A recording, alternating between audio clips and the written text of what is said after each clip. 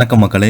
இந்த வீடியோவில் நம்ம என்ன செய்தி பார்க்க போகிறோம்னா, 4 கோடி போச்சு, வீடு இல்லாமல் நடுத்தெருவில் நிற்கிறோம். நடிகை நீலிமா ராணி பேச்சு இணையதளத்தில் வெளியான செய்தி. இப்போது அவங்க கொடுத்த பேட்டி இணையதளத்தில் அதிகமாக வைரலாகி வருகிறது. யார் அந்த நடிகை, அவங்களுக்கு என்னாச்சு, என்ன தகவல்னு இந்த வீடியோவில் விரிவாக பார்த்து தெரிஞ்சுக்கலாம். அதுக்கு முன்னாடி முதன் முறையாக நம்ம சேனலை ஃபஸ்ட் டைம் பார்க்குறீங்கன்னா சப்ஸ்கிரைப் பண்ணாதவங்கெல்லாம் சப்ஸ்கிரைப் பண்ணிக்கோங்க. பெல் பட்டன்ஸ் மூலமிக்கி நம்ம சேனலோட நோட்டிஃபிகேஷனை எனபிள் பண்ணிக்கோங்க. நாங்கள் போடுற வீடியோ எல்லாமே உங்களுக்கு உடனுக்குடனே வந்து சேரும். வாங்க என்ன தகவல்னு இந்த வீடியோவில் விரிவாக பார்த்து தெரிஞ்சுக்கலாம்.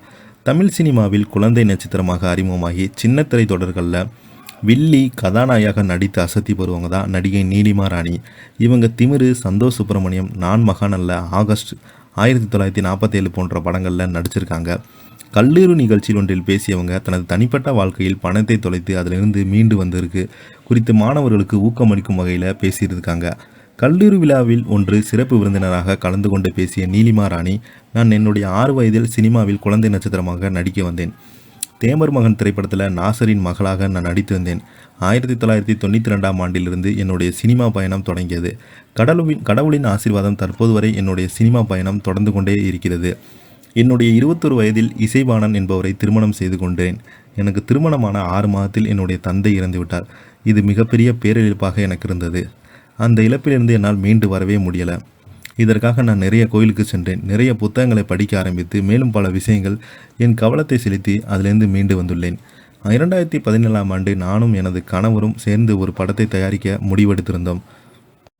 படத்தினுடைய மொத்த மதிப்பு மட்டுமே 4 கோடி ரூபாய்.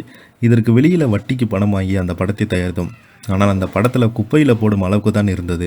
ஆனால் நாங்கள் சேர்த்து வைத்த மொத்த பணம் போய்விட்டது. அதன் பிறகு நானும் என் கணவரும் ஒரு முடிவெடுத்து நடந்து விட்டோம். ஏன்னா அதிலேருந்து மீண்டு வர ஆரம்பித்தோம். நான் மீண்டு வாணி ராணி, தாமரை, தலையணை, பூக்கள் போன்ற தொடர்களில் நடித்தேன்.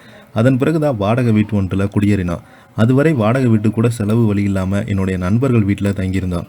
எங்களுடைய குறிக்கோள் வெற்றி பெற்ற விட வேண்டும் என்பதால் தோல்வியை பரவாயில்ல என்று ஏற்றுக்கொண்டதால் எங்களால் மீண்டும் அந்த இடத்தை அடைய இருந்தது.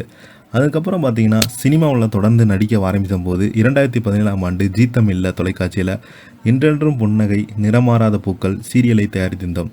என்னுடைய குறிக்கோள் சினிமா தயாரிப்பாக இருந்தாலும் முதலில் சீரியலிருந்து பயணத்தை தொடங்கினேன் என்றுதான். ஒரு நாள் நிச்சயம் படத்தை தயாரிப்போம், எண்ணம் போல் வாழ்க்கை என்று சொல்லுவாங்க. அந்த அளவிற்கு உண்மை என்பதை அனுபவிக்கும் போது தான் தெரியும். இதனால் தான் என்னவாக வேண்டும் என்பதில் உறுதியாக இருங்கள்.